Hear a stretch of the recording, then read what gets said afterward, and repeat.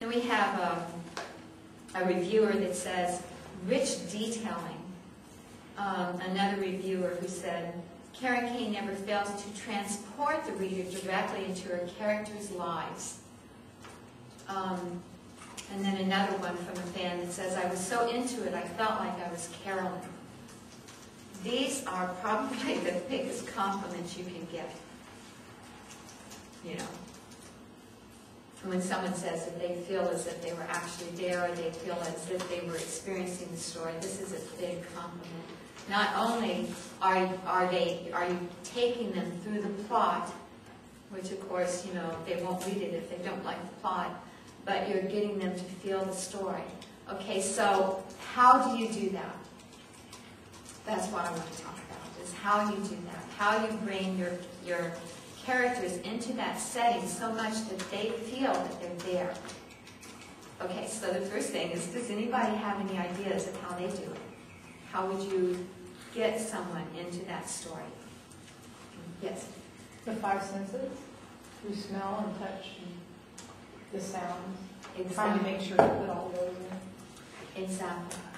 Exactly. Now, one thing I have to tell you is that I am a Scientologist. And a lot of the things that I use in my writing come directly from my readings of Dianetics and Scientology.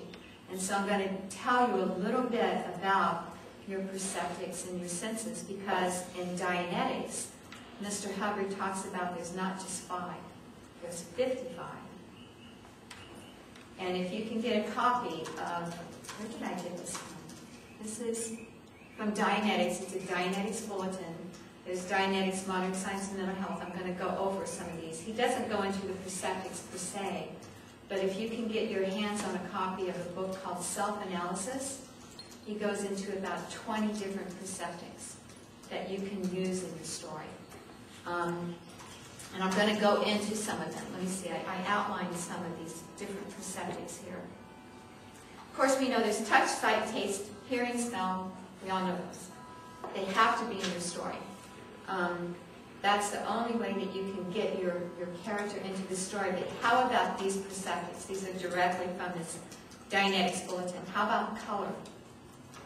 You can say that's sight, but it's a little different color. How about salt, solidity? Can you feel, I mean, like tap your feet on the floor. You know, can you feel how solid that is as compared to on the grass? There's a difference between the solidity of that. How about gravity? Can you feel the pull of gravity pulling you down, or the lack of it if you're in the high mountains, or the lack of oxygen? Also, how about tone?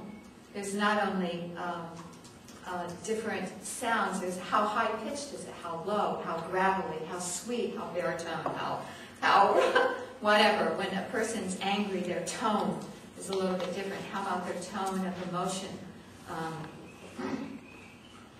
Or, you know, these are different tones that you can talk about. How about, I wrote some of these down, volume. There's very soft volume. And there's very, very big volume. Or if you are in a pirate ship and they're at battle, imagine how noisy that is. It's not just hearing, it's also volume, how much you have or how lack of it. There's also rhythm, you know, the rhythm of the seasons, the rhythm of the wind, the rhythm of the earth turning. There's always a rhythm. There's also another way of pulling a person into a story, which is the rhythm of your prose. We all are familiar with poetry having rhythm, but how about the rhythm of your prose? Lots of times, editors, maybe I shouldn't say this if I'm going to put this on my website, but lots of times editors who don't get into your rhythm, particularly copy editors do this. They'll change the rhythm of your prose, you know, and they'll use a word, or they'll do different things that will, I know, like, I'll get into a story, like, let's take Harry Potter, and I'm reading along, and I sort of go, what was that? And then I'll realize it's a different rhythm than what she's doing, and it caught my attention. You know, pulled me away from the story more into her mechanics, I realized that was probably a copy editor, you know, who copy edited it so that the rhythm wasn't quite the same thing. It's another way you can pull someone into your stories through rhythm. Does that make sense to you? Yeah, could you give us an example? I mean, I'm trying to visualize it. I don't know how to say it other than rhythm. Even the line from Snoopy, it was a dark and stormy night. It has a rhythm. He walked into the store and he met her. And they had blah and blah and blah.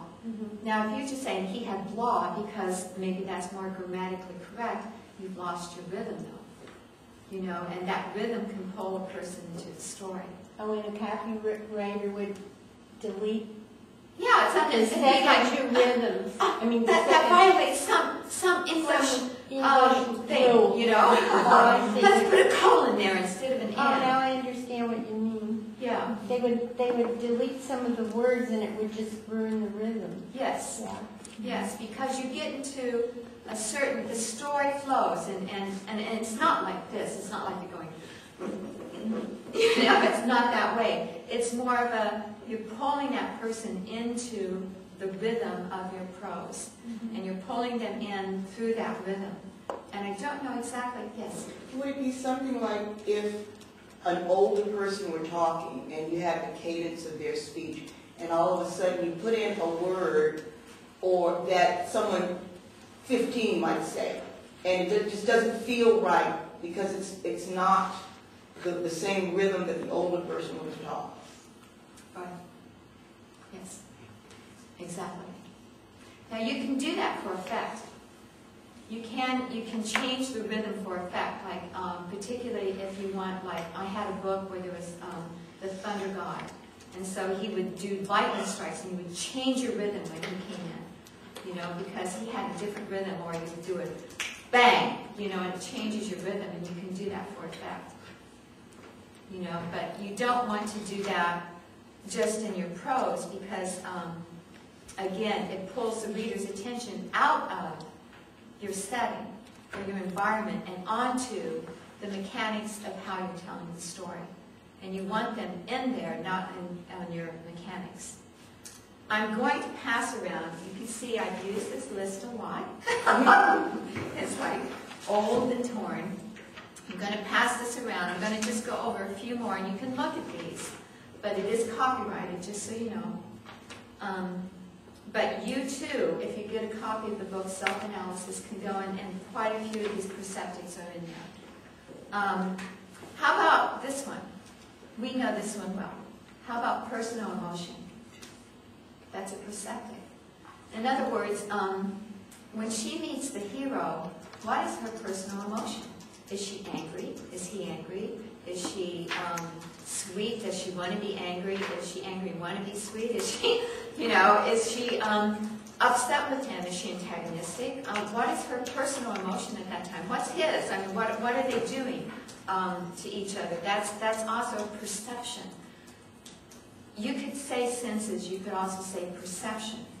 How about emotion?